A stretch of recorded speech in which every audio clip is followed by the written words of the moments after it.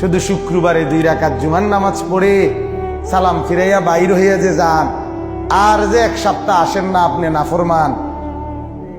এই 1 সপ্তাহের তো খবর নাই। ওই শুক্রবারের 2 রাকাতেরই কি দশা, এটা কি বুঝনি আমরা? আপনি শুক্রবারের 2 রাকাত তো কিচ্ছু হয়েছে না গড়ার দিক, কারণ এই 2 রাকাত গ্রহণ হইলেও তো আসরের নামাজ পড়তে মন চাইতো। তাহলে আপনার নামাজের দশা কি? হ্যাঁ, আপনি হাজিরা দেন আইসা আল্লাহকে বুঝান, ঠাট্টা করেন আল্লাহর সাথে, মস্কারি করেন আল্লাহর সাথে, আল্লাহকে সোজা মনে করছেন, বোকা মনে করছেন। নাউযুবিল্লাহ। কি ভাবছেন মিয়া? কি ভাবছেন? কি ভাবছেন?